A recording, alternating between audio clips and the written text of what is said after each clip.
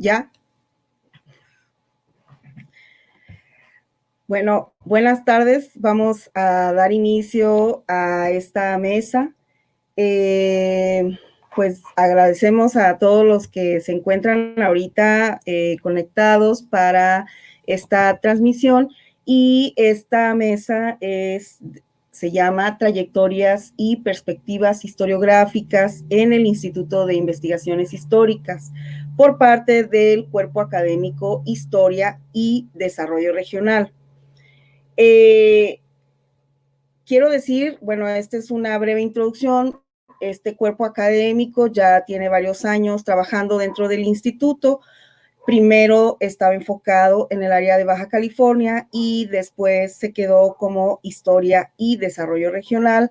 También, bueno, en estos 45 años del instituto y 15 años que se conmemoran de llevarse a cabo estas jornadas internacionales, quiero decir que en nuestro cuerpo académico también estaban los profesores, doctores, maestros Antonio Padilla, Jorge Martínez y Lucila León, y bueno, también que en paz descansen los doctores José Alfredo Gómez y la doctora Viviana Santiago.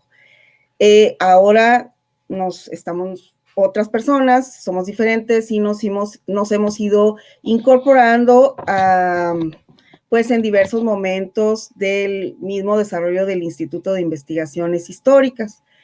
Sin más preámbulo, yo, bueno, quería nada más mencionar a mis ex compañeros y, bueno, algunos que ya partieron, ¿no? Porque me parece importante dar este reconocimiento también en este momento y en este año, ¿no? Bueno, aquí entonces la presentación va a estar,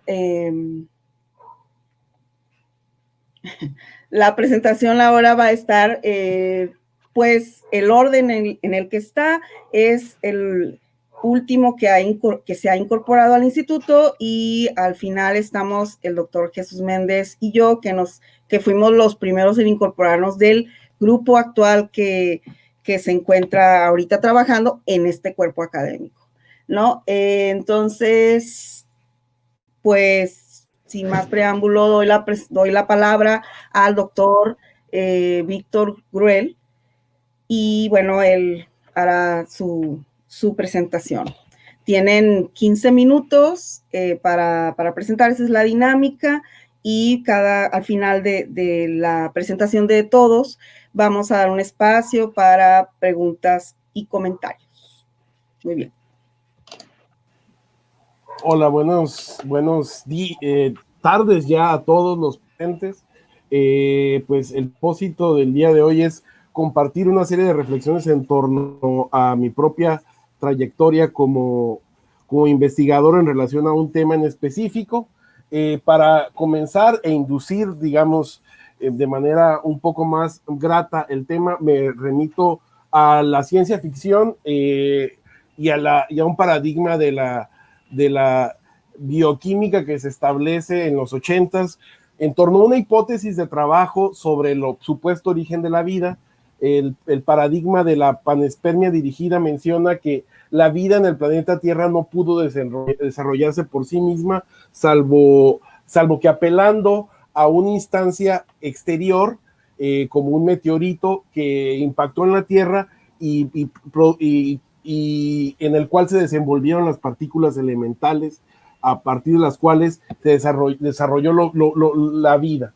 Me gusta mucho cómo, siendo este un paradigma que la Academia Sueca de Ciencias privilegió en algún momento, digamos, uno de los momentos más alucinantes de la ciencia astronómica, fue retomado por el director estadounidense, bueno, creo que es británico, ¿no? Debía haber checado la nacionalidad del director de la saga de Alien, en cuya película de Prometheus ilustra muy bien cómo se da esta panespermia dirigida y introduce el personaje de los ingenieros. Entonces me gusta la metáfora de los ingenieros que puede utilizarse en historia para entender cómo es la transmisión de la vida, cómo es el origen de la vida, y sobre todo porque en los primeros minutos de la película Prometheus aparecen estos ingenieros que llega al planeta Tierra, un joven planeta Tierra inhabitable, y se sacrifica tomándose la cicuta, y a partir de ahí se desintegran sus genes y se da desarrollo a la vida.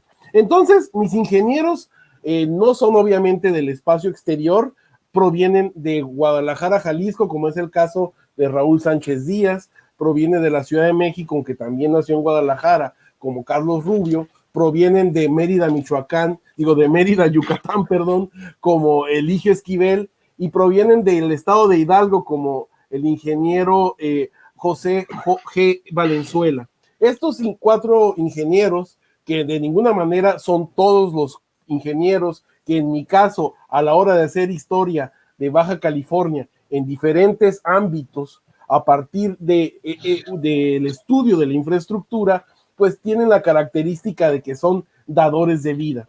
No solamente en el sentido de que se hayan sacrificado, de pudiendo tener una carrera más exitosa en Ciudad de México, vienen al territorio norte de la Baja California para echar mano de una serie de saberes técnicos y decisiones políticas que permitieron consolidar el tejido productivo, el tejido habitacional, rural y urbano de Baja California como entidad a partir de 1952. Entonces, son los ingenieros el tema a partir del cual puede inducirse la infraestructura, el estudio de la misma. Entonces, por lo mismo, los ingenieros son un tanto elusivos. Esta primera generación de ingenieros titulados que llega al territorio norte de la Baja California, a diferencia de otras generaciones, se caracterizaron por tener una incursión directa en el sector público. De ahí que estuvieran obligados a escribir con cierta regularidad informes técnicos y oficios. Sin embargo, no en todos los casos hay una memoria, salvo el caso de Carlos Rubio Parra, el segundo de la izquierda a la derecha, hay una memoria. Se menciona que Raúl Sánchez Díaz, el primero de la izquierda a la derecha, escribió sus memorias, digamos, tiene el mérito de haber sido el gerente general del Ferrocarril Sonora Baja California, y siendo gobernador se le recuerda entre las viejas generaciones de baja californianos como un político muy austero y sin muchas corruptelas. El caso de Eligio Esquivel me parece el caso más fascinante porque representa esa perspectiva que concibe la tecnología como sagrada, al grado de que puede echar mano del autoritarismo y la violencia de Estado para defender la propia tecnología y las obras de irrigación. Entonces, estos personajes en sus andanzas transformaron la entidad, básicamente. Ahora bien, ¿cómo narrar la infraestructura? Que es el título que yo me comprometí como reflexión de lo que yo he venido haciendo en mis años de investigación. Antes de ingresar al instituto, como se dijo ahorita, soy el último en haber ingresado, pero ello no implica que no tenga años buscando la información que dejan estos ingenieros en el archivo. La primera proposición sería que no se trata de buscar la infraestructura como ejemplo o como una ilustración del crecimiento económico. Esto es quizás una enseñanza muy dura de aprender en mi caso. Fue en mi examen de grado, el doctor Paolo Riguzzi, pues fue el tema que discutió conmigo a raíz de ciertas relecturas de la geografía económica. Entonces, uno debe de bajar del nivel y pensarlo, sí, como parte del desarrollo económico, la infraestructura, los puentes, los caminos, las carreteras, los edificios, los hospitales, los dispositivos tecnológicos que permiten echar a andar este proyecto gubernamental en Baja California, pero también me interesa pensar la infraestructura como algo más que el simple desarrollo, sino como un testimonio estable porque puede rastrearse en el presente acerca de el acomodo de la sociedad y la naturaleza. No solamente es la interacción, porque hoy vemos más que nunca cómo este acomodo no es del todo eficiente y se presta a que haya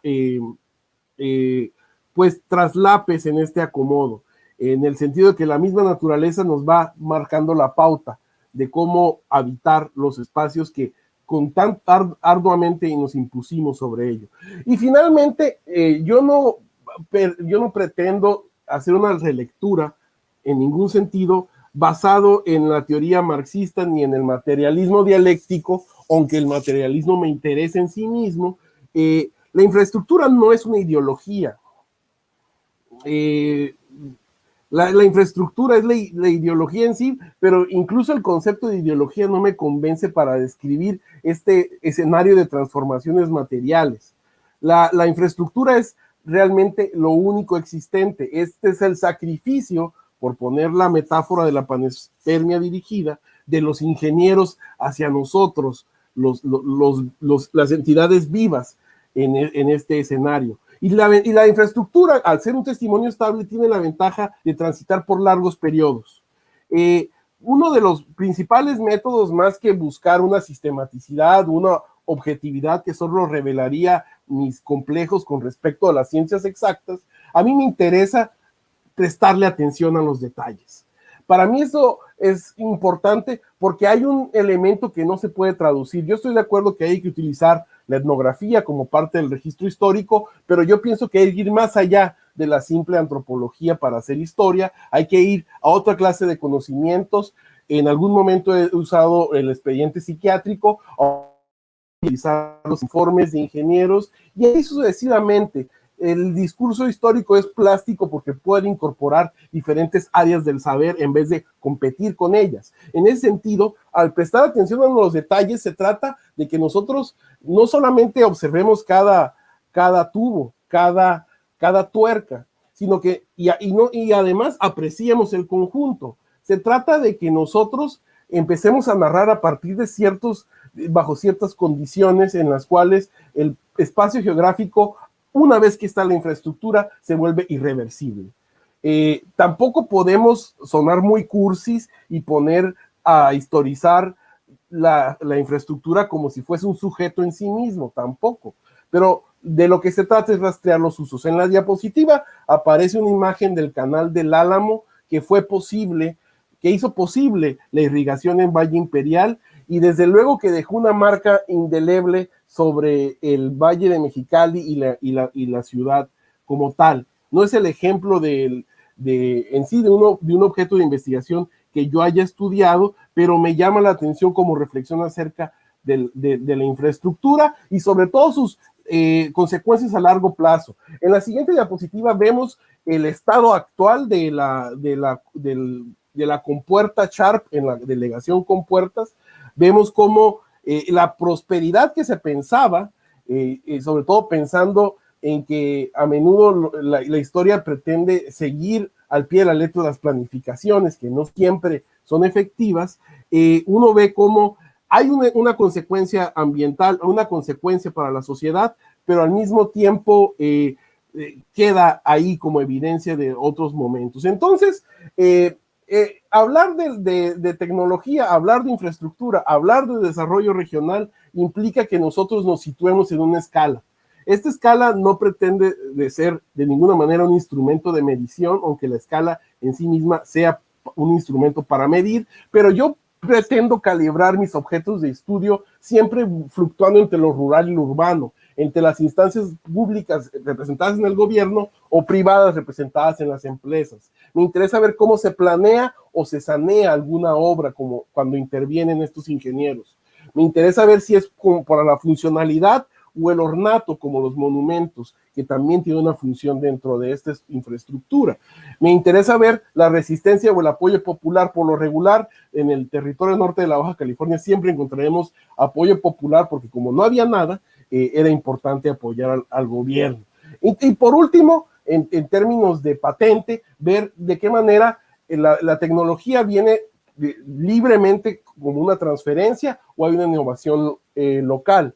Esto me remite a un referente teórico más que marxista de la escuela francesa de los estudios sobre ciencia, que es el caso de Bruno Latour, que lo dice de manera muy clara: la tecnología es la sociedad hecha para que dure. No se trata de atribuirle características individuales o subjetivas a la tecnología, sino se trata de que nosotros, de algún modo, observemos las consecuencias de esto para hacer sociedad.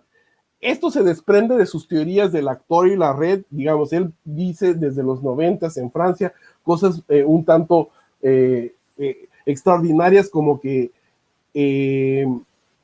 la tecnología es un actor en sí mismo, con las propuestas que hay en Europa de darle derechos a las máquinas, pero creo que en este dictum sintetiza la manera en la que es pertinente historiar. Más que pensar como Eligio Esquivel Méndez, el ingeniero yucateco que tanto admiro, más que pensarlo en cosas sagradas, o pensar que hay una superestructura encima de la infraestructura, yo lo que hago es pensar de qué manera estos emplazamientos de tecnología hacen posible que haya vida en el espacio. Me quedan 2 minutos, creo, ¿no? No comaré más el tiempo, salvo orientar estas reflexiones sobre la infraestructura hacia un sitio cercano. La historia de 2 ciudades, y estas 2 ciudades, como un proyecto pendiente de la historiografía regional, es en explicar por qué, más allá de los disputas del sentido común o el mutuo desconocimiento que hagan mexicalenses o tijuanenses, es la oportunidad empírica de entender 2 procesos que hasta cierto punto son simultáneos, pero al mismo tiempo diametralmente opuestos, en un espacio geográfico que, si se piensa, no está tan alejado de sí. Y digo esto porque tanto Tijuana como Mexicali, es la historia de estas 2 ciudades, en referencia a Charles Dickens. Tendríamos que pensar por qué en un caso la canalización de un río, como el río Tijuana, fue más exitosa desde el punto de vista comercial, paisajístico y artístico, por decirlo de algún modo, que la canalización de el Río Nuevo en Mexicali. Digamos, al igual que otros hitos en la historia urbana, vemos cómo el desarrollo de las ciudades se ve determinado en cuanto a la forma que adquirirá ulteriormente el transcurso del río. Entonces, es así como pretendo llevar estas inquietudes y maneras de hacer historia hacia un nuevo terreno, que sería el estudio comparativo de 2 ciudades que comparten algunos rasgos fisonómicos, pero que han tenido un desenvolvimiento comercial e inmobiliario, y por consecuencia de representación incluso cosmopolita de la ciudad muy diferente. A pesar de las diferencias que en el sentido común se pudiese rastrear, creo que el tema de la infraestructura da para mucho en cuanto al entendimiento histórico de los espacios regionales, las entidades, las ciudades. Todo depende de la escala que asumamos. Eso sería toda mi intervención para dar pie a los demás compañeros. Muy a tiempo, Víctor. Agradecemos tu participación, agradecemos la participación del doctor Víctor Gruel, y bueno, él se acaba de incorporar, como digo, hace relativamente poco al Instituto de Investigaciones Históricas. Tengo un año. Colaborador de nuestro cuerpo. Ahora vamos a dar paso a la doctora Olga Lorenia Urbalejo, también con su presentación. Adelante, doctora. Gracias. Buenas tardes a todas, a todos, a todes. En esta ocasión lo que voy a presentar es las líneas de generación y aplicación del conocimiento del cuerpo académico del cual soy parte, que es Historia y Desarrollo Regional, que lidera la doctora Norma del Carmen, y cómo a través de los distintos proyectos que se han presentado, tanto grupalmente a través del propio cuerpo académico, como de los que yo desarrollo en registro para el Instituto de Investigaciones Históricas, he podido incorporar algunos temas sobre la ciudad y la espacialidad, que es lo que trabajo. Así he titulado la ponencia Espacialidad en las fronteras, de los habitantes de ciudad a los estudios urbanos en la historia de Baja California, y cuando refiero a la espacialidad de las fronteras, trato también pues de hacer un acercamiento a las propias fronteras disciplinarias y al trabajo interdisciplinario, esto dado a los intereses y a mi propia formación. El tema al que me he aproximado desde hace ya varios años, yo tengo 2 años en el Instituto de Investigaciones Históricas, sin embargo este interés y este desarrollo de temas pues va más allá del tiempo que tengo incorporada al instituto, es la ciudad como sujeto y objeto de estudio. Esto en un acercamiento, en un primer momento de manera académica a través pues de la propia historia urbana, que tiene un desarrollo amplio sobre el tema, no así tan amplio como algunas otras corrientes o giros epistémicos donde se ha insertado la disciplina. Las discusiones recurrentes, no solamente desde la historia, sino como digo, desde otras áreas, han sido sobre si los estudios son de ciudad o son de ciudad. Estas en las consideraciones de que toda aquella persona que desarrolla una investigación histórica pues encuentra su problema a investigar de manera espacializada y puede o no entrar en una relación de discusión dialéctica con el espacio donde se desarrollan estas problemáticas. La propia historia ha tenido discusiones en cómo va a tomarse la ciudad para las discusiones, como decía, y por ejemplo Bernard Lepetit, haciendo un análisis sobre la historia urbana en Francia, menciona que es sobre la arquitectura que se han iniciado estas primeras investigaciones, dado pues que la arquitectura tiene una historia que contar y la ciudad misma una densidad temporal.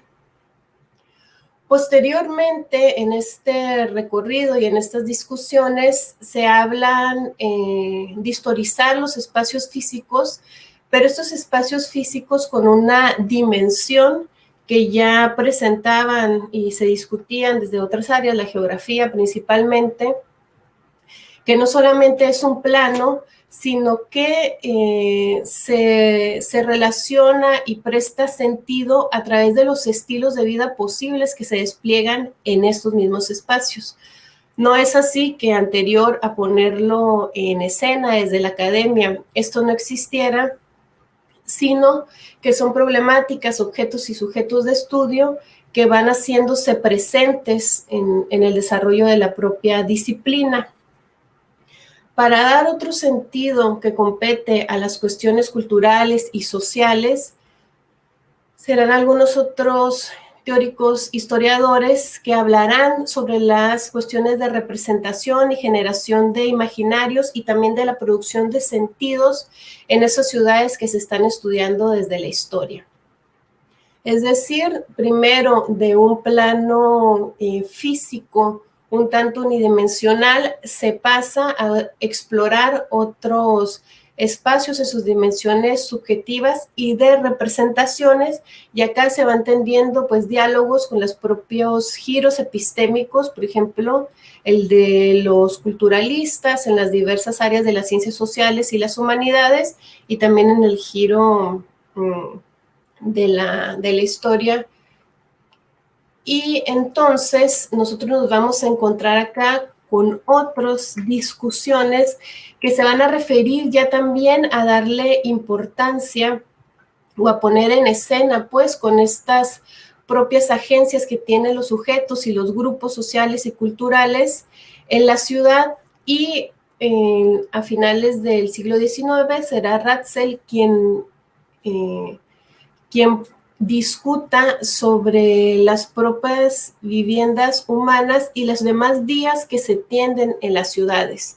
Yi Fu Tuan, por ejemplo, un geógrafo, en el 76 mencionará que este mundo que nosotros estamos observando y del cual estamos dando ya un recorrido y se está historizando lo que sucede en las ciudades, cómo sucede, quiénes intervienen, pues tiene también un sentido humano, y que estas actividades que se despliegan en los escenarios son actividades geográficas, pero donde también van a quedar en impronta los sentimientos y las ideas de las personas. Todas estas son algunas de las guías que me permiten a mí acercarme epistemológicamente al planteamiento de los estudios de ciudades, de la historia, y además darle una importancia a la cuestión de la frontera. De nuevo, la frontera, para lo que yo propongo y para lo que yo estoy estudiando, pues es multidimensional, y además de conocer los procesos y esta acumulación histórica donde nosotros observamos la formación de la frontera, me interesa el estudio de quienes la habitan y cómo éstas responden al propio locus de frontera, dice Barros y Sussman. Es decir, aunque sabemos que algunas de las cuestiones que suceden, de los procesos que nosotros observamos y estudiamos, están dándose por las características en específico de la frontera, de las ciudades fronterizas y de la región de que estudiamos, también va a tener algunas otras relaciones, por supuesto, con contextos más amplios y con otras referencias. Así pues, mis intereses han sido sobre los habitantes de la ciudad. He estudiado algunos grupos muy particulares y también he visto, digamos, me he aproximado a una zona de la ciudad en específico con mucho mayor detenimiento y detalle, que es la zona este de Tijuana. La zona este de Tijuana, que queda o inicia una incorporación a la mancha urbana que hoy conocemos en los 70s. Para esto y para los distintos proyectos que desarrollo para el instituto, es que he tenido que hacer algunas otras indagaciones, es decir, por supuesto que expandir las fuentes que antes me eran recurrentes, y ahora estoy incorporando no solamente archivos institucionales y gubernamentales, sino también archivos de las personas que fueron pioneras de estos espacios.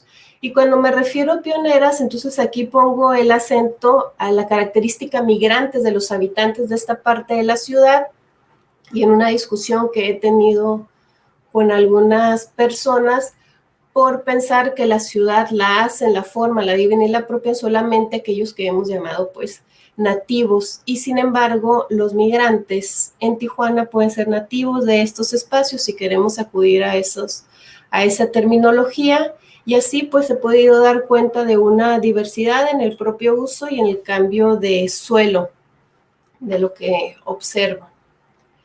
El cuerpo académico, como decíamos, es el Historia y Desarrollo Regional, y la línea de generación y aplicación del conocimiento es Poblamiento, Economía y Culturas Políticas.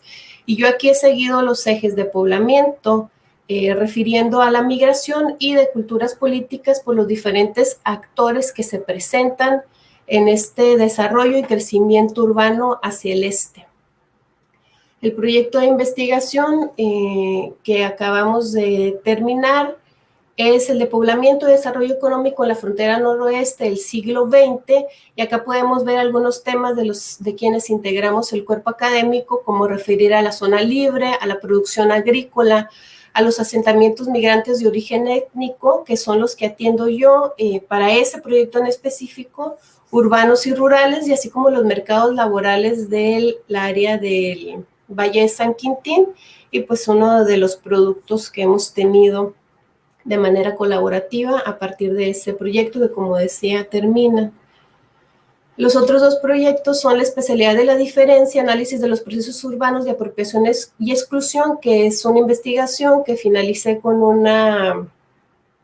un recurso de PRODEP, y que da pie al proyecto de Historia Urbana del Este de Tijuana, Políticas, Organización y Desigualdad, que es a la par el que desarrollo actualmente y que tiene como objetivo principal, no solamente dar cuenta del crecimiento de Tijuana en esta zona que he mencionado, sino también de figurar y configurar a qué actores políticos se gestan y se involucran en este espacio. Esto, por supuesto, relacionado no solamente a las características de Tijuana como frontera, sino de las propias disposiciones en las que nos encontramos en América Latina. Aunque estemos en frontera, atendemos algunas de las propias políticas de vivienda en Tijuana. Los proyectos desarrollados y las vinculaciones han permitido estancias de investigación con quienes conforman el Seminario Internacional de Desigualdades Urbanas en América Latina de Claxo, también con el Seminario de Dinámicas Urbanas de la Universidad de Guanajuato, con quienes se han concretado además algunas otras actividades como lectura de tesistas, discusiones teóricas que empezaremos el año que viene, y la aprobación reciente de un proyecto para el cuerpo académico que además nos enlaza con otras facultades e institutos, que es un proyecto que sometimos a dictamen en la propia universidad y que lleva por título Urbanizaciones de espacios emergentes, rurales y urbanos en Baja California, análisis de las dimensiones de desigualdad y vulnerabilidad desde una visión interdisciplinaria.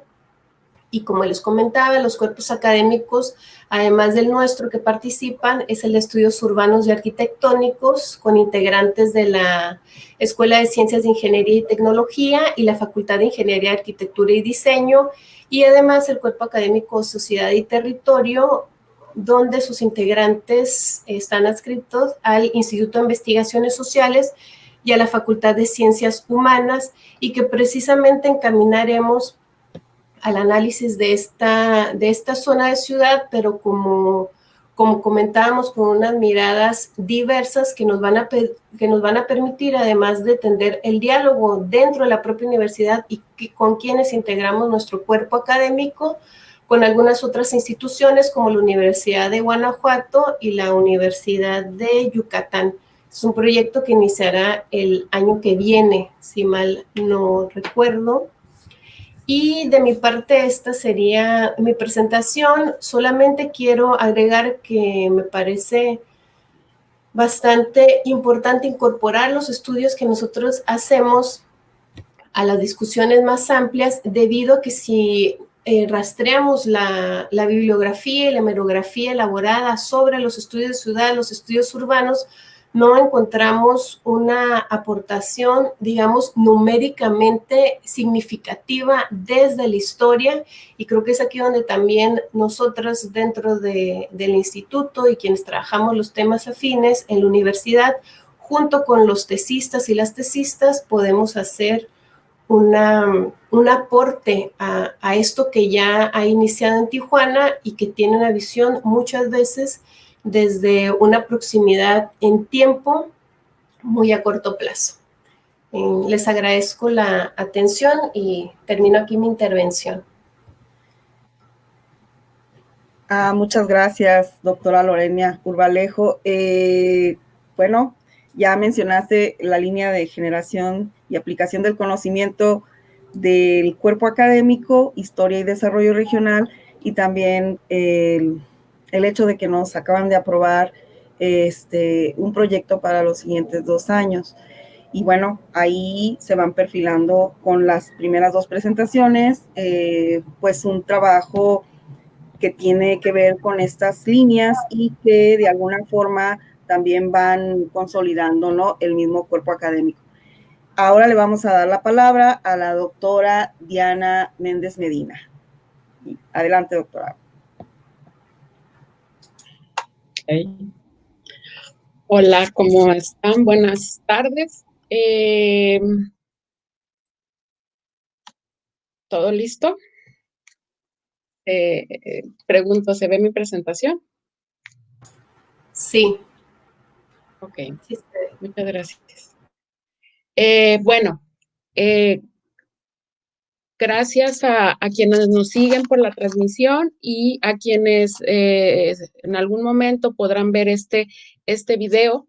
que cuando se puso o hicimos la propuesta de la forma en que podíamos organizar estas dos mesas, la de hoy, en la que estamos participando, y la mesa que será a las 5 de la tarde, con integrantes, la mayoría de los integrantes del Instituto de Investigaciones Históricas, que nos agrupamos en dos cuerpos académicos, Historia y Desarrollo Regional, y el otro, que es un cuerpo consolidado, Historia y Sociedad.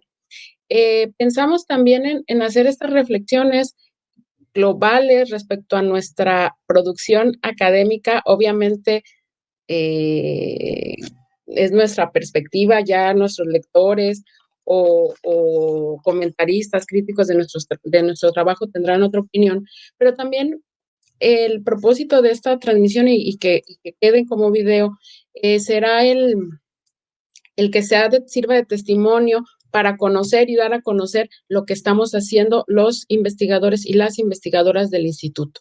Bueno, mi ponencia, como ustedes lo pueden ver, se titula Diálogos con el exterior, planes para el desarrollo de Baja California y sus vertientes de estudio, actividades económicas, empresas, empresarios a mediados del siglo XX. Bueno, en esta presentación voy a tocar 3 puntos. ¿Cuáles son los temas de investigación que yo he desarrollado como miembro de este instituto desde hace casi 8 años, cuando me incorporé en 2013? ¿Cómo se han traducido esas investigaciones o esos temas? ¿Cuál fue el simiente de esos temas y los resultados que hasta este momento he obtenido, traducidos en publicaciones? Y también en esta ruta de aprendizaje o de desarrollo de investigación, ¿qué vertientes o líneas de estudio de manera inesperada, entre comillas, como lo señalo allí, surgieron? Obviamente tampoco es una generación espontánea, hay una serie de lecturas de bagaje previo y de hallazgos a lo largo de mi introducción, mi inmersión a la historia de Baja California, dado que antes, a diferencia de quienes me antecedieron en la palabra, mi expertise, mi conocimiento, mi formación no tenía ninguna relación hasta hace 8 años con la historia de Baja California.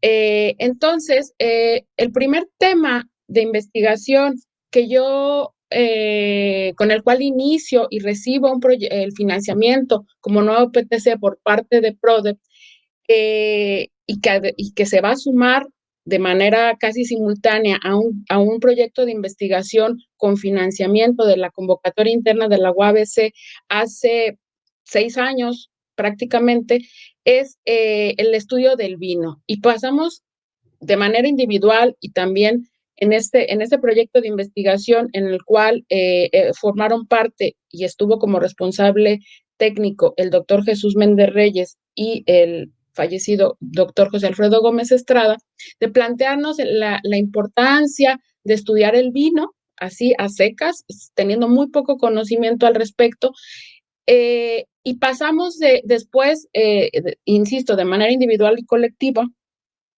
a partir del acopio de información, de búsqueda de fuentes, de lectura de la historiografía, que fueron más o menos perfilando y moldeando una periodización, entender. Primero había que saber cuál había sido los momentos, los actores, las actividades que involucraban esta actividad. Para eso yo seguí un camino que ya habían dado cuando llevo a cabo mi tesis de doctorado, que tiene que ver con otra área geográfica, que es el sur de Tamaulipas, pero que tenía la intención en ese momento de examinar cuál era y de conocer cuál había sido la instrumentación de la política agrícola del gobierno postrevolucionario en una zona muy concreta. En el caso de este tema que pasaba o se convertía del vino y se ampliaba y tomaba forma como el estudio de la vitivinicultura en Baja California durante el siglo XX, un punto importante de arranque, y es por eso que yo hablo de planes de desarrollo, y al final voy a señalarlo, pero no como un objeto de estudio per se, sino como un punto de arranque, un punto de inicio de estudio, porque finalmente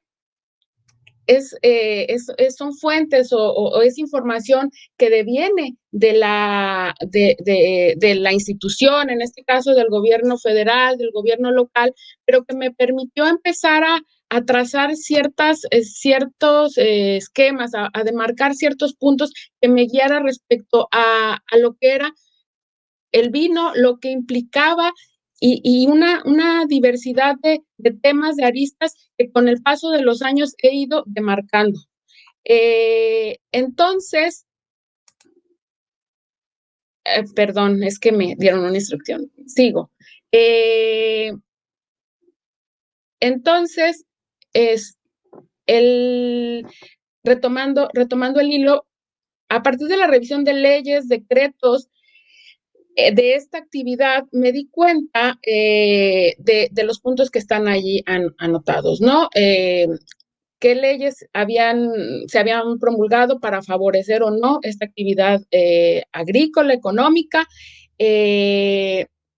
¿Cuáles estaban dirigidas al fomento agrícola, cuál al industrial, a la creación de instituciones?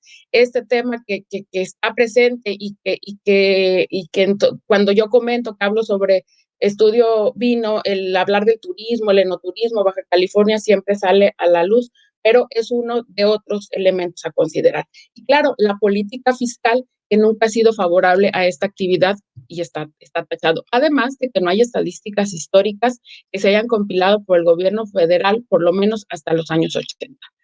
Entonces, a partir de este primer sondeo, de estas primeras claves y de esta periodización que yo empezaba a esbozar apenas, es que encuentro que en este periodo, en esto que yo posteriormente, hace 2 años, logré establecer esta periodización, es entre 1936 y 1950 cuando hay una clara y demostrable y documentable política de fomento a la industria vitivinícola, a la viticultura por parte del gobierno cardenista en Baja California y particularmente en Tijuana, que además coincidía con otro hecho que era el decreto de zona libre.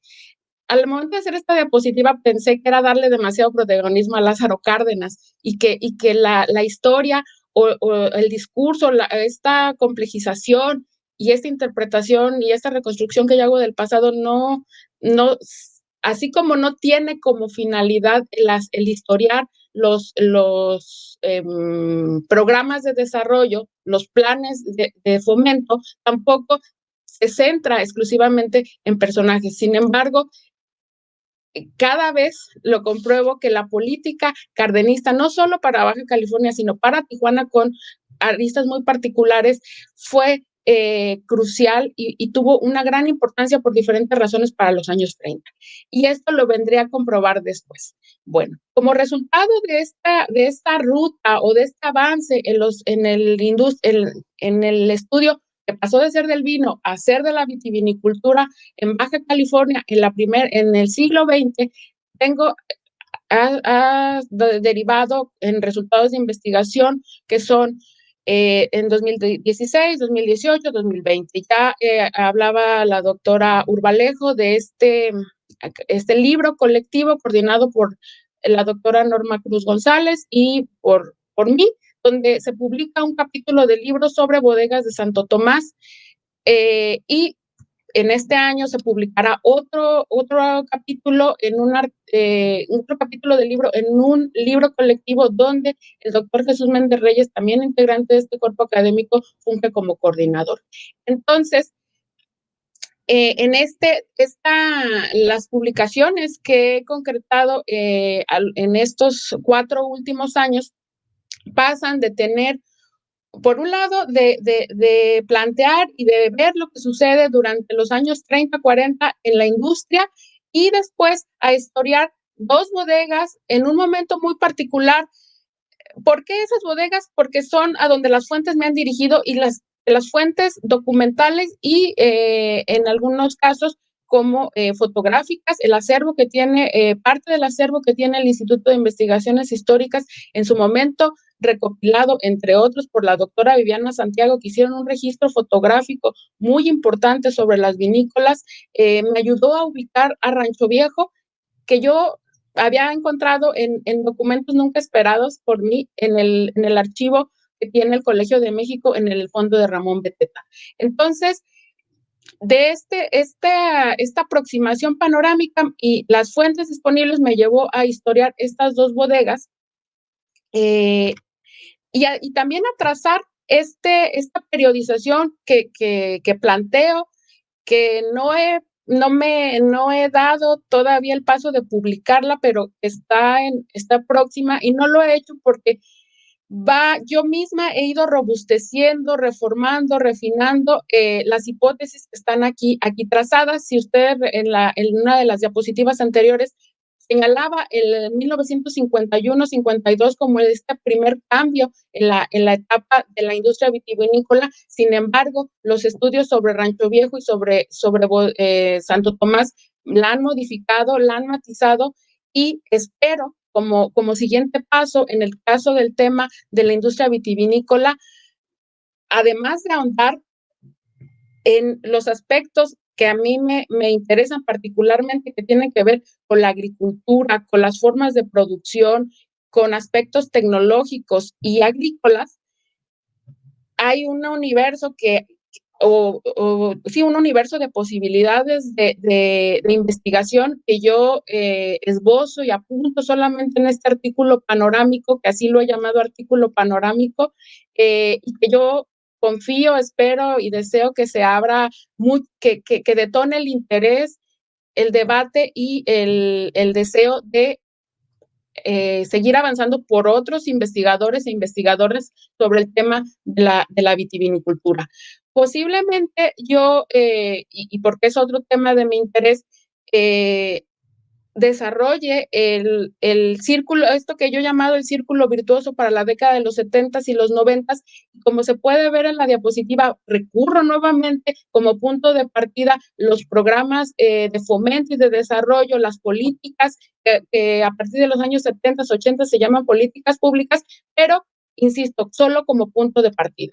Ahora, regreso nuevamente a Lázaro Cárdenas y a esta imagen, y nuevamente Lázaro Cárdenas, porque el conocimiento sobre la vitivinicultura o este repaso, el llevar, y aquí también es muy importante, y quiero dejar constancia y agradecer la importancia que ha sido para mí dirigir tesis en el posgrado. Mi deuda con los estudiantes es grande, porque a partir de sus hallazgos, de los comentarios y del intercambio de información, de puntos de vista, de opinión con ellos, logré tener un conocimiento más amplio, complejizar y introducirme a los años 30. Yo tenía un bagaje y un interés por la etapa política y los procesos económicos de la posrevolución. Sin embargo, en este proceso, ya como parte del instituto, y aquí también la primera, y debo de señalarlo, la primera persona que me habló sobre este documento que está aquí, el plan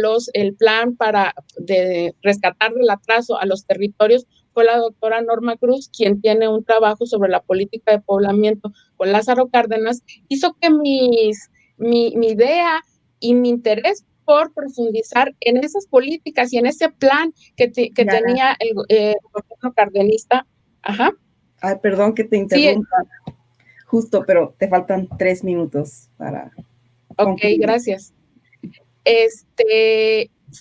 Fue revisar esta política y encontrar nuevos elementos que también complejicen lo que es no solo Baja California, bajo el cardenismo en los años 30, en el cual Lawrence Taylor ha avanzado, sino centrarme en lo que sucede en Tijuana para este momento, con un hecho crucial, que es para mí crucial, que es la expropiación del casino Aguacaliente. Entonces, Aguacaliente y el turismo para mí surgen en este recorrido como temas de estudio inesperado. Hay una frase de Paul Vanderwood que ustedes pueden leer, que a lo mejor es muy sencilla y así suelta no dice nada, pero en esas búsquedas, en esas lecturas, para mí fue central.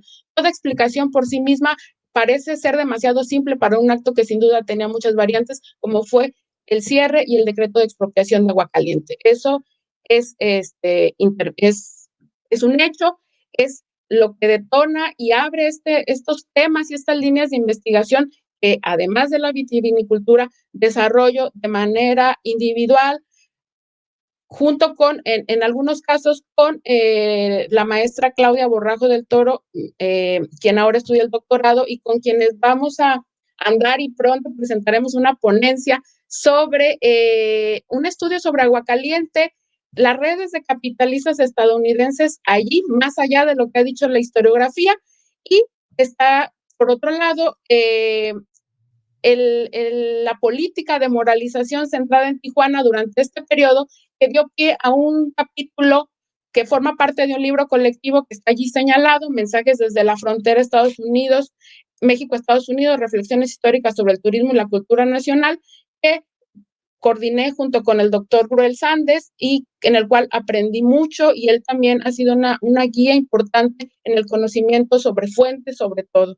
y los procesos de Baja California. Bueno, para cerrar, como ya les decía, los planes de desarrollo expresan objetivos e ideas de un periodo en particular, son un punto de partida útil para andar y profundizar en aspectos o temas particulares de este periodo de estudio. Sin embargo, no son un fin para estudio, sino solo un medio. Como ya he descrito, a partir de ello he andado y abierto brechas y problemas de investigación que espero en un futuro desahogar de manera individual o colectiva. No cabe duda que la investigación histórica avanza a paso lento y también así los resultados llegan. Sin embargo, y retomo y comparto lo que señalaba la doctora Urbalejo al final de su presentación, sumaremos esfuerzos dentro de este proyecto colectivo con 2 cuerpos académicos, y además me parece que es fundamental que la investigación histórica retome herramientas y metodología de otras disciplinas. Nosotros de manera particular o compartiendo ese conocimiento con otros expertos, como lo haremos en ese proyecto de investigación. Finalmente, creo que lo que queremos, y retomo esta frase de un curso al que asistí ayer, efectos de la acción local a problemas globales. Muchas gracias. Muchas gracias, doctora Diana, por tu presentación y bueno, la trayectoria ahí descrita. Bueno, ahora vamos a pasar a la presentación del doctor Jesús Méndez Reyes y otorgamos la palabra. Hay que recordar que si tienen alguna pregunta o si tienen algún comentario, lo pueden elaborar a través del chat. Y bueno, con esto doy paso a dar la palabra.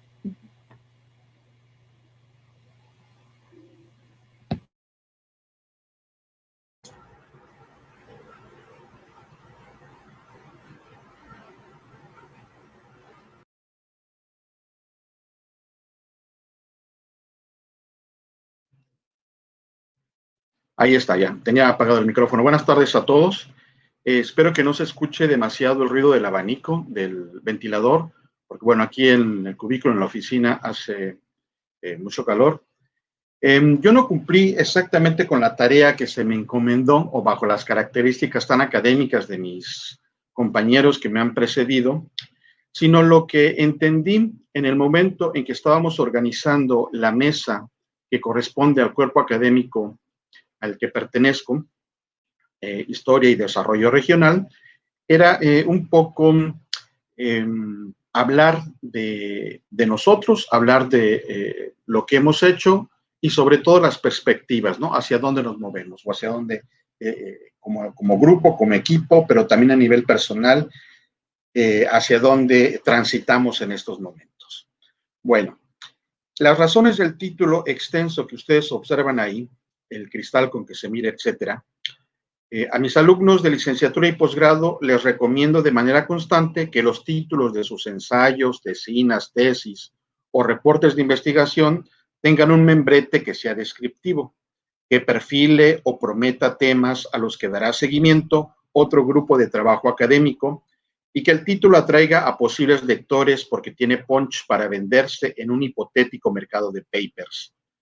Así que el título que he elegido para participar en este conversatorio intenta cumplir con lo que le pido a los jóvenes formados en las aulas universitarias: ofertar posibilidades de discusión y cumplir con la mayor parte del producto puesto a consideración del público interesado en lo que hacemos en el Instituto de Investigaciones Históricas, o por lo menos lo que considero he aportado en estos 3 lustros que corren paralelos a las jornadas internacionales.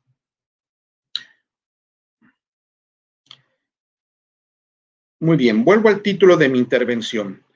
La primera frase, el cristal con que se mira, refiere a la frase del poeta y filósofo español del siglo XIX, Ramón Pérez de Campoamor y Camposorio, y es que, cito: en el mundo traidor nada hay verdad ni mentira, todo es según el color del cristal con que se mira.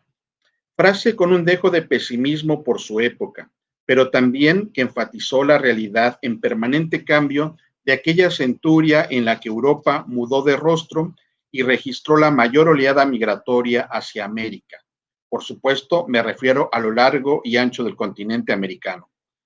Y junto con ello colapsaron los antiguos reinos europeos. Esa etapa decimonónica en la que México logró su independencia buscó constituirse como un país en permanente ejercicio de ensayo y error, en el que se perdió mucho tiempo. Se debilitó el poder político, se fortalecieron algunas regiones y el país se enfrentó una desigual guerra contra Estados Unidos en la que perdimos la mitad del territorio. Al mismo tiempo nos sumamos al capitalismo como parte de la historia global.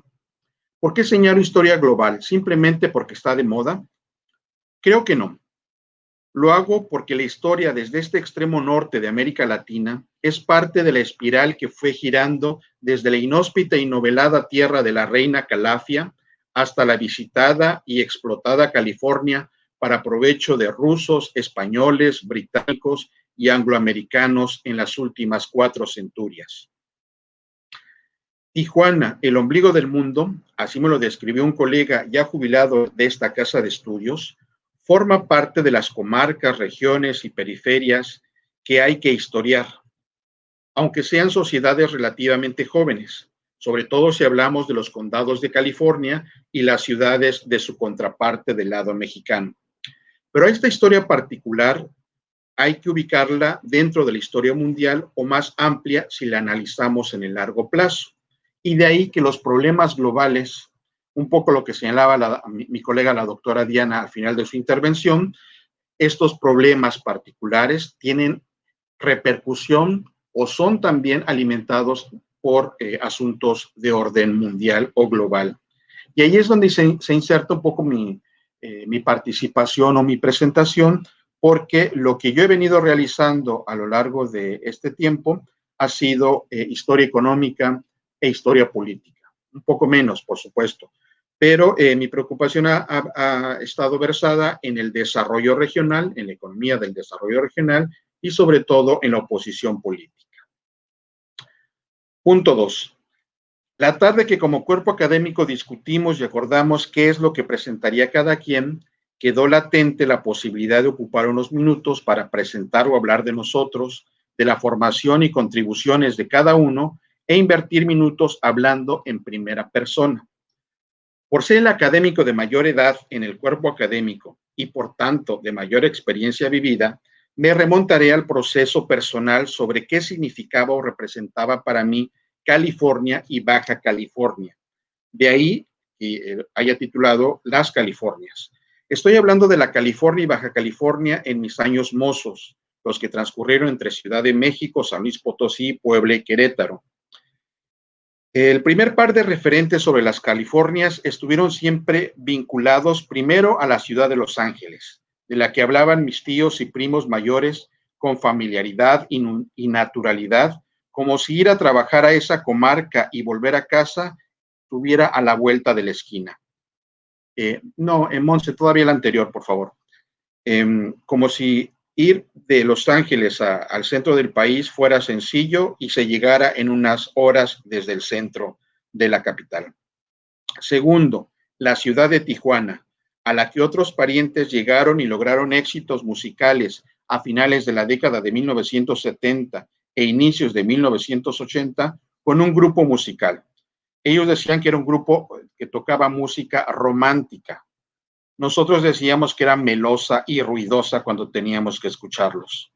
Un grupo al que la suerte no le sonrió tras la devaluación del peso mexicano en 1982. Algunos familiares volvieron a Veracruz, Puebla y Ciudad de México. Otros más cruzaron al otro lado, a Estados Unidos, pero sobre todo sus hijos, mis numerosos primos, se asentaron en las diferentes ciudades de California y Wyoming.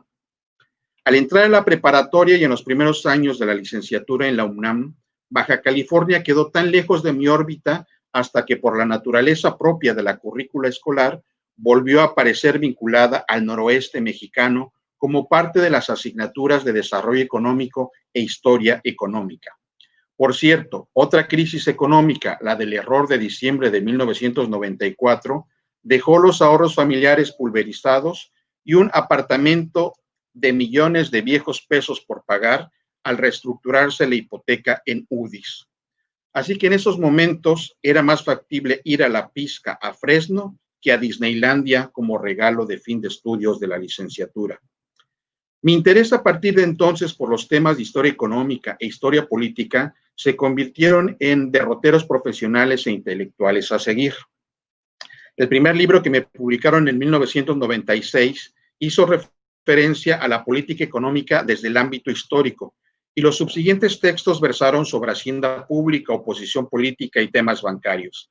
Sin embargo, debo detenerme un poco e ir unos años atrás, porque mi primer trabajo de investigación remunerado se refirió a Guanajuato durante la Revolución Mexicana.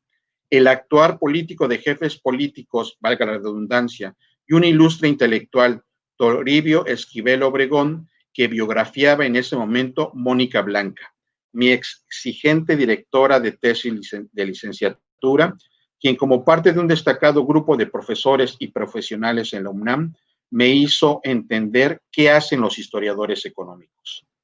De ese grupo, aunque de generaciones anteriores, surgieron la actual secretaria de Economía, uno de los subgobernadores del Banco de México y el anterior director del Instituto Nacional de Transparencia y Acceso a la Información. El Bajío y el occidente mexicano también estuvieron presentes en aquel momento de mi formación.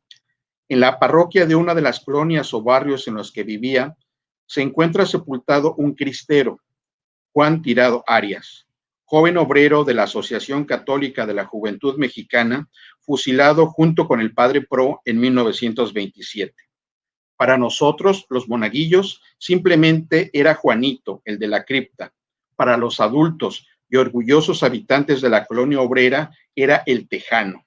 Pues aunque Tirado Arias había nacido en Querétaro, su actividad social dentro de la ACJM la realizó en la capital del país, donde hacía suspirar a católicas y ateas por andar vestido como vaquero y usar un sombrero ad hoc. Por supuesto, esa era la leyenda del barrio. Lo que me llamaba la atención era saber quiénes eran y qué hicieron los cristeros, la Asociación de la Juventud, la Asociación Católica de la Juventud Mexicana y otros grupos que fueron apareciendo en el Archivo General de la Nación cuando editamos el INER y el INA, una guía o instrumento de consulta del Fondo Investigaciones Políticas y Sociales, la antigua Dirección Federal de Seguridad o Policía Secreta de la misma institución y sobre todo noticias frescas de la Guerra Fría. Tercero, y ahora sí, Monse, por favor. Al concluir la maestría en el Colegio de México, se dio forma a la Asociación Mexicana de Historia Económica y fue invitado como socio fundador. Entre los muchos personajes que asistieron al evento, historiadores consolidados, promesas despegando en el área cliométrica y neófitos como yo, encontré a Mario Contreras de Nayarit, avecindado en Ciudad de México, a Maru Romero Ibarra de la UNAM y a unos jóvenes profesores de la Universidad Autónoma de Sinaloa, que iniciaban un proyecto de posgrado en la entidad. Nunca imaginé que años después serían parte de mi clica del noroeste y algunos de ellos grandes amigos hasta la fecha. Así es como llegué a conocer y participar en las reuniones de la otra Asociación de Historia Económica, la del Norte de México, llamada jocosamente Los Amigos de Mario Ceruti, aunque no fuera yo del norte ni viviera en aquellas latitudes en ese momento. La Burbu, la profesora Romero Ibarra, lo convenció de que me aceptaran un par de trabajos en esta asociación sobre el Banco Agrícola Sonorense y otro sobre la familia Cusi, empresarios italianos asentados en Tierra Caliente, Lombardía y Nueva Italia, en Michoacán.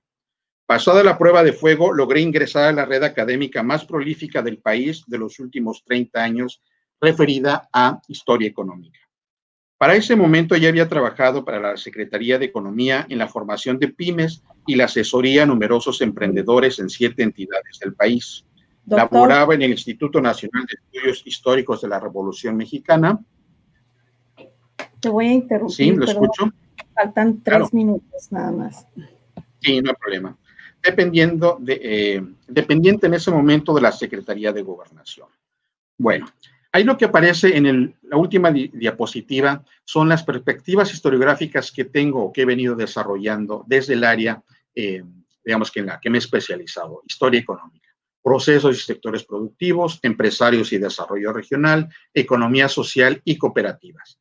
Y lo que me ha hecho falta, y lo que prometí en algún momento cuando llegué también a la zona, fue trabajar el Partido Acción Nacional en Baja California, sobre todo 1958, 1968 y 89, aunque ya hay un libro coordinado por Marisela González y Mario Magaña, bueno, hay todavía deudas con la figura de Salvador Rosas Magallón, Rafaela Martínez Cantú, David Montaño, Patricio Vallardo, Agustín Limón, y bueno, nuestro colega José Alfredo Gómez Estrada presentó un capítulo en ese libro sobre José León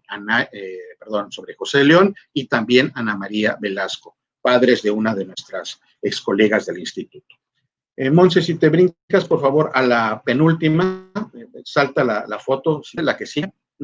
Y entonces, bueno, ahí lo que puede observar nuestro público escucha es que gracias a la UABC, al desarrollo que he tenido en ambos cuerpos académicos, porque bueno, he estado en ambos, en Historia y Sociedad y ahora en Historia y Desarrollo Regional, he tejido redes con varios investigadores a nivel local, noroeste, California, Baja California, pero sobre todo me ha dado pautas y perspectivas para seguir un trabajo, sea en equipo o a nivel personal, de lo que falta por considerar en nuestra región, ¿no? Y de ahí que estos problemas sociales, a partir de lo local o de lo local, como se llama en este momento, sigan interesándome, ¿no? La última, por favor, Monse, que es básicamente, no, la otra.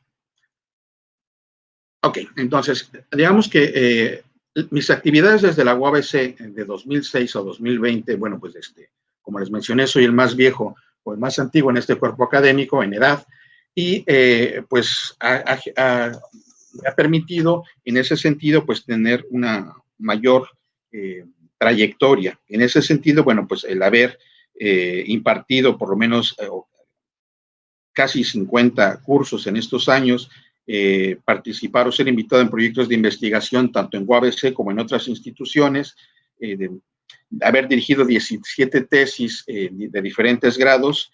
Aclaro, 3 están en proceso y próximas a defenderse, y sobre todo 46 publicaciones que yo no lo había considerado, bueno, hasta ahora que tenía que preparar la presentación, distribuidos en capítulos de libro, artículos, dossier, reseñas, prefacios y cuartas de forros, y que por lo tanto, bueno, pues iba a ser muy difícil poner todas las caritas o todas las carátulas de los libros y de las publicaciones, pero como me decían mis colegas cuando llegué aquí a esta casa de estudios, léenos, búscanos en la biblioteca, ahí están nuestras obras. Bueno, finalmente con lo que yo cierro es que estoy orgulloso de pertenecer a esta casa de estudios, al Instituto de Investigaciones Históricas que celebra sus 45 años, a estar en este cuerpo académico Historia del Desarrollo Regional y sobre todo seguir participando en la formación de alumnos, ¿no? De estos jóvenes que traen ideas frescas que proyectarán hacia el futuro nuestra región, California, Baja California, y con perspectivas claras desde la mirada que a mí me interesa, ¿no? Historia económica e historia política. Muchas gracias y disculpen toda esta verborrea que les eché en estos momentos. Gracias. Muchas gracias, doctor Jesús Méndez, por ajustarte también al tiempo y bueno, exponernos la amplia bibliografía y producción que tienes, ¿no? Dentro del mismo cuerpo. Le voy a pedir ahora a la doctora Diana Méndez que me tome el tiempo, por favor, para que no se me vaya a ir los minutos en los que a mí me toca presentar ahora. Todos, espero que sí se puede ver, ya se ve. Esas son las preguntas que uno hace, ¿no? Cuando le estás hablando a la computadora, pero no sabes cuánta gente te está observando y viendo por este medio. Y bueno, yo titulé esta presentación como poblamiento. Voy a empezar, ¿no?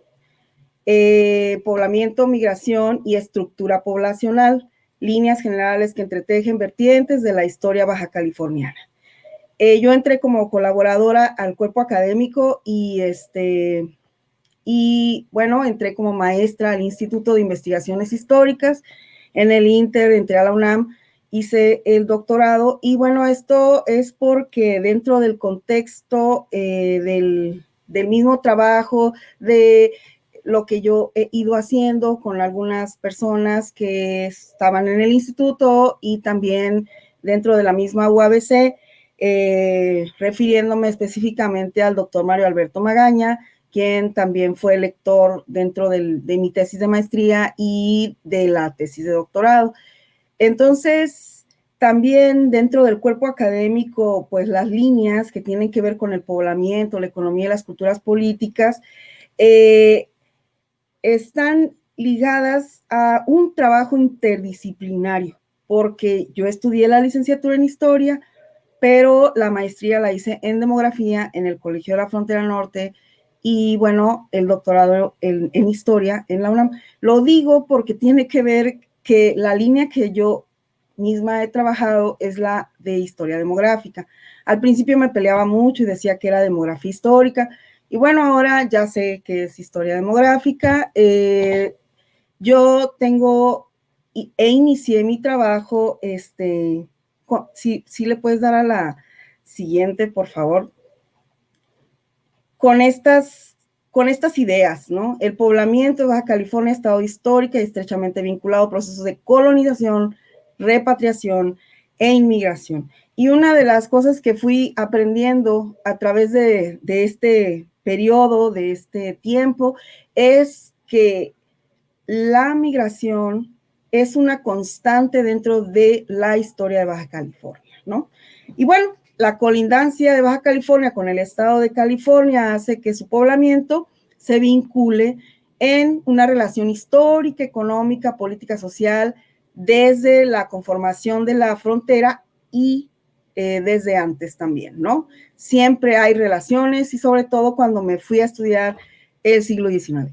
La colonización con mexicanos se convierte en una estrategia para lograr buscar una integración nacional, ¿no?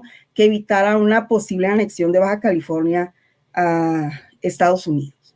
Y con estas ideas inicié esta tesis trabajando el periodo del cardenismo de los años del 30 al 40. Esa fue la tesis de maestría. Oye, ¿cómo le hago aquí? Yo le puedo dar a la siguiente o tú le vas a dar a la siguiente. Sí le puedes dar a la siguiente o cómo le hago para yo. Monse lo puede avanzar. Sí, ok, ahí va. Entonces. Indícale tú cuál. Sí. Bueno, a ver, entonces poblamiento se entiende como este proceso histórico, demográfico de redistribución espacial de la población a zonas poco pobladas o que necesitaran contribuir a la integración nacional. Estas son ideas que yo trabajé para la tesis de maestría y que luego fui como ampliando, desarrollando en el transcurso del tiempo. ¿Sí le puedes dar a la siguiente, por favor? Y allí puse algunos conceptos, si le puedes dar para que se aparezcan todas, que son el de colonización, como digo, el de inmigración, el de repatriación y ahora que se utiliza sobre todo el de retorno, buscando siempre también incorporar dentro del proceso de conceptualización cuáles son estos que se adecúan más a los contextos diferentes históricos, ¿no? Y porque dentro de la tesis de maestría, que yo estaba centrada en este periodo de las primeras décadas del siglo XX, después me fui más atrás en la tesis de doctorado. Entonces, esto es porque la población, la migración y, bueno, la estructura poblacional la fui desarrollando en diferentes momentos, como he dicho, ¿no? ¿Sí le puedes dar a la siguiente, por favor? Estas son las tasas de crecimiento de Baja California por municipio. Entonces, una de las preocupaciones y de los trabajos que siempre estuvieron presentes dentro de mis preocupaciones fue el crecimiento poblacional. Esta es la tasa de municipios, pero si nos vamos a la siguiente diapositiva, podemos ver que por localidades se tienen diferentes características muy especiales. Y luego este desarrollo muy abismal que tiene o muy de crecimiento exponencial durante la primera mitad del siglo XX va diferente en la segunda mitad del siglo XX y ya en el siglo XXI hay un cambio dentro de del patrón migratorio que viene acá a Baja California. Entonces, pero una de las ideas que siempre se mencionaba era, bueno, es que Baja California está poblada y se pobló por puros extranjeros, por pura gente de otros países, y etcétera, etcétera. Pero decía yo, bueno, ¿y dónde está la población mexicana? Y para mí era muy importante ir viendo dónde estaba esta población. Entonces, dentro de en la siguiente diapositiva, yo ya en la tesis de doctorado, pues después de trabajar el siglo XX y estar viendo algunas características poblacionales, me fui a trabajar el siglo XIX haciendo una base de datos de toda la población del registro civil de Ensenada de 1861 a 1914. En la elaboración de estos trabajos de investigación también se va viendo qué es la región, qué es Baja California, las diferentes acepciones, las categorías políticas y bueno, también para poder ver como a la estructura poblacional, como a la población más de cerca, me tuve que hacer esta base de datos. Esto lleva muchísimo tiempo, ¿sí? Me llevó 2 años de elaborar la base de datos y pues presentar resultados y estar trabajando también diversas bases de datos, la de la población total, buscando dentro de las diferentes fuentes del siglo XIX y de principios del XX para comprender cómo había sido este poblamiento.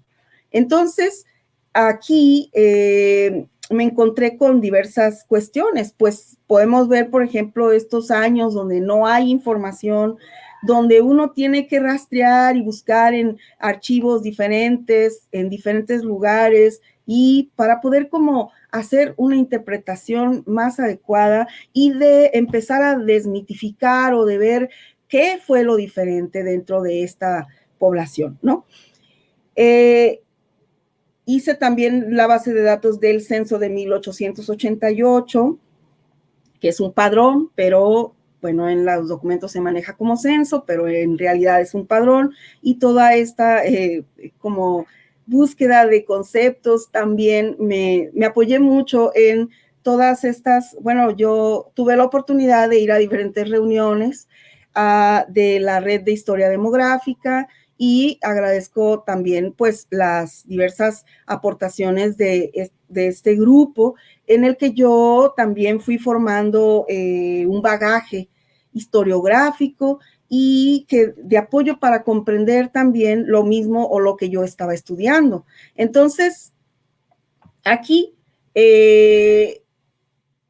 pues también, bueno, que en paz descanse el doctor Raúl García de la ENA Chihuahua, su homenaje, porque fue un gran compañero siempre de esas reuniones y del cual también yo aprendí mucho, ¿no? Sí le puedes dar a la siguiente.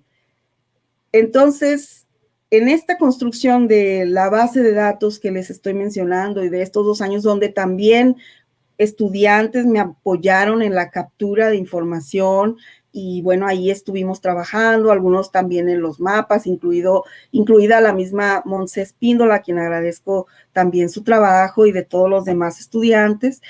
Pues logré llegar a este grupo de población que está presentándose aquí en estos números. Entonces mi trabajo, que es de historia demográfica, está basado mucho en números, en cantidades, en operaciones, en ver cómo se mide a diversos, como series que a lo mejor no son series, ¿no? A grupos que a lo mejor tienen pues diferentes apellidos, pero son de la misma familia. O sea, muchísimos problemas también metodológicos con los que nosotros los historiadores nos vamos encontrando para comprender también la historia demográfica de diversas regiones. En este caso, yo me refiero al caso de Baja California, y bueno, la base consta de 6,073 individuas, y pude también, o sea, están divididos en diversas bases a su vez de matrimonios, de funciones y nacimientos, con los cuales pude reconstruir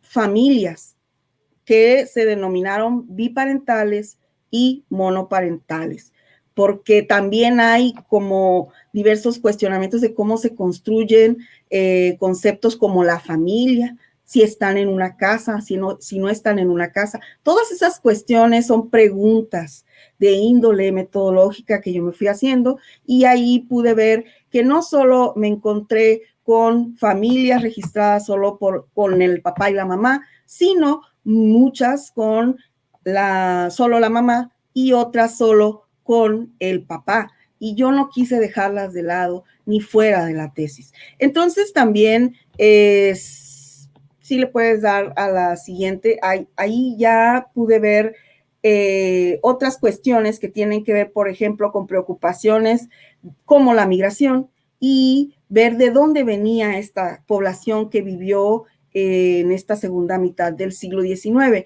Y hay que ver también que están fuera muchos de los grupos nativos, los indígenas, que no se sabe bien, no se sabe bien porque están en los conteos generales, por ejemplo, y son cuestionamientos que se van haciendo, y el doctor Mario Alberto Magaña lo ha trabajado mucho más, la doctora Lucila León también en otro periodo histórico, y aquí podemos ver, por ejemplo, los lugares de nacimiento. Ya me quedan mis 3 minutos. Muy bien. Del novio y de la novia y de los padres de los novios, ¿no? Y cómo dividiendo también las categorías políticas de partido, distrito norte, partido, distrito sur, ¿no? Y bueno, ahí si le das a la siguiente, ya no me voy a detener. Ahí están, por ejemplo, la cantidad de hijos por familia, biparental, donde se desmitifica, por ejemplo, el hecho de que en el pasado las familias eran muy grandes, pero no es cierto. Las que tenían un solo hijo eran las mayores o las mayoritarias. Las que tenían más hijos eran las minoritarias, ¿no? Si le das a la siguiente, por favor.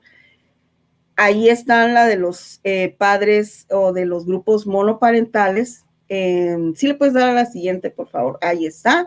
Entonces, también no me encontré grupos unidos por padre y mamá que tuvieran mayores o registros de 4 hijos. Si le puedes dar a la siguiente, por favor.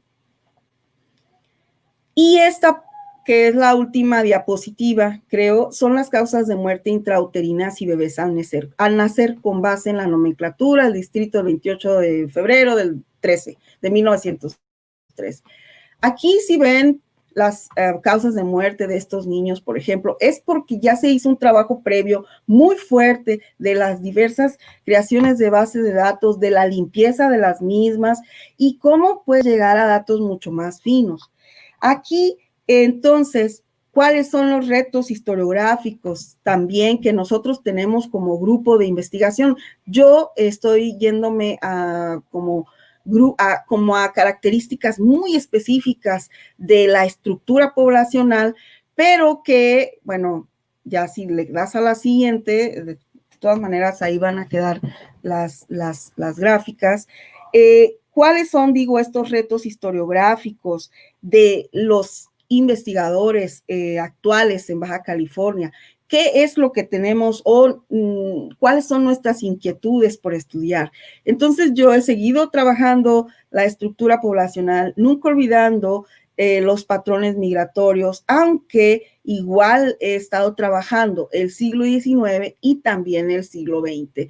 Y bueno, ya lo mencionaron mis compañeros, el libro en el que participamos juntos, también porque hemos ido viendo cuáles son las convergencias dentro de nuestro mismo cuerpo académico, en qué podemos unir esfuerzos, cuáles son también nuestras fortalezas individuales dentro de nuestras propias disciplinas. Y a mí me parece que la línea de la historia demográfica, que es mi interés particular, se tendría que seguir fomentando. Espero que haya quienes les guste también hacer interpretación de números, y también se tendría que hacer desde los aspectos económicos, pero en este caso yo los hago desde la parte demográfica de la población. Y bueno, yo de todas formas, pues aquí dejo esta participación, y yo creo que dentro de los siguientes 2 años vamos a seguir trabajando en la construcción de este mismo crecimiento de las ciudades y con otros colegas de diferentes áreas disciplinarias como la sociología y la misma arquitectura, ¿no? Y entonces creo que se va a ir fortaleciendo también la historiografía, lo que se ha producido dentro de la historia de Baja California, pero que tiene que ver con estas vertientes que al menos hemos estado trabajando aquí y que les hemos participado en estas presentaciones. Agradezco mucho su presencia y bueno, vamos a darle paso. Agradezco a la doctora Diana Méndez que me haya tomado el tiempo, y ahora vamos a seguir con, no sé si quiera decir algunas palabras la doctora Diana Méndez como directora, pero bueno, vamos a dar paso también a las preguntas y comentarios por parte del público observador. Y bueno, aquí le dejamos. Muchas gracias, Norma. Pues según me indican por aquí que, es que es apenas, ahí puedes ver la pregunta incómoda. Qué presión, ¿eh? Qué presión. Ya. Yo le estaba haciendo algunos cambios y pues la voy a mandar a dictaminar, y ya tengo que mandarla a dictaminar este mes, el siguiente que empieza la siguiente semana, ¿no? Entonces en eso justamente estaba. Pero bueno, sí se va a publicar esa tesis doctoral. Pues quien sigue la transmisión me dice que no hay preguntas. Creo que ya llegó la hora de la comida y los pensamientos y las inquietudes sobre la apasionante historia de Baja California ya se fueron a comer. Pero bueno, a reserva adelante, Norma.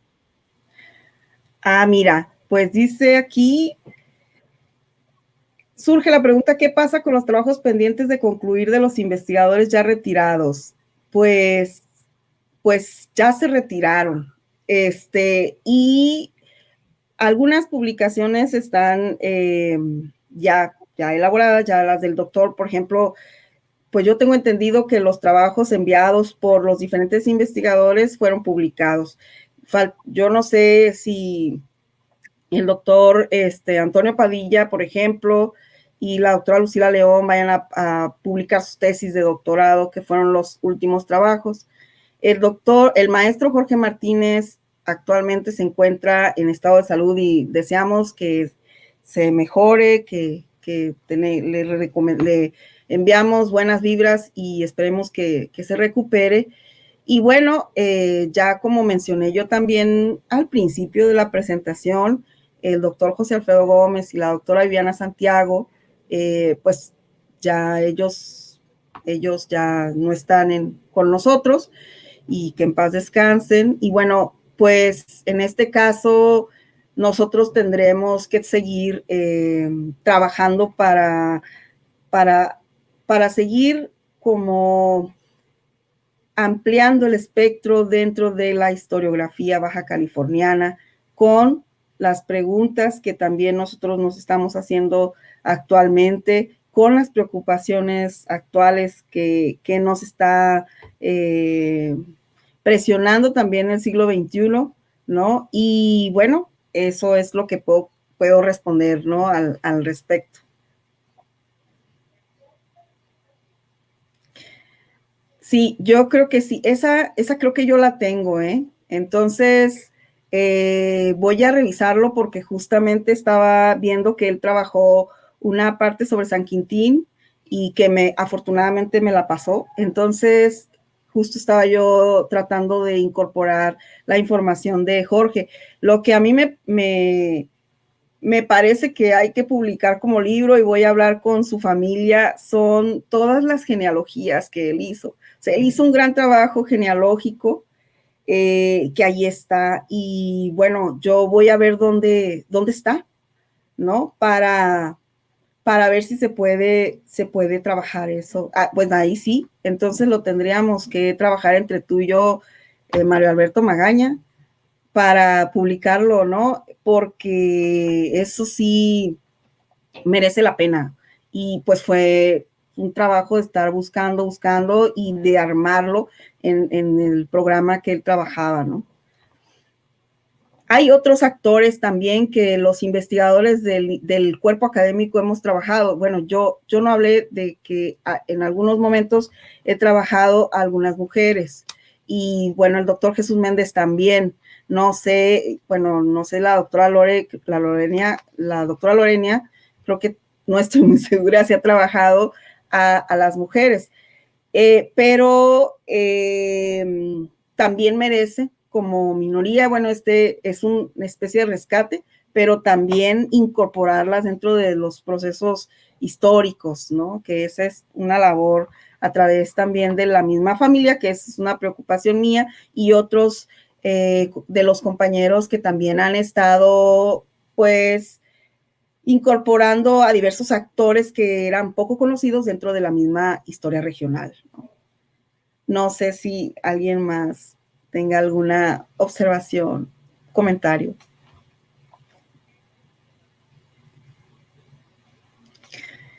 Creo que no hay más, pues salvo si las colegas quieren decir algo más, agregar.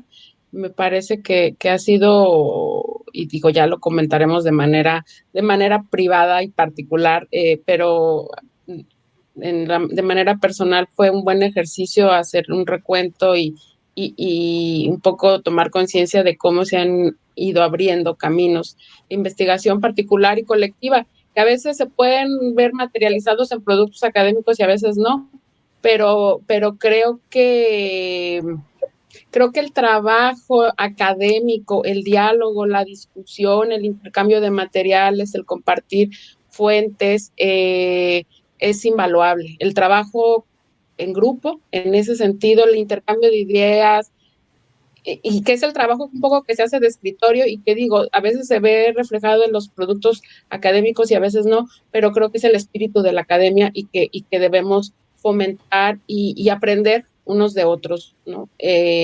Me quedo con eso. Yo procuré hacer reconocimiento de quienes he aprendido y quienes me han llegado en su momento materiales.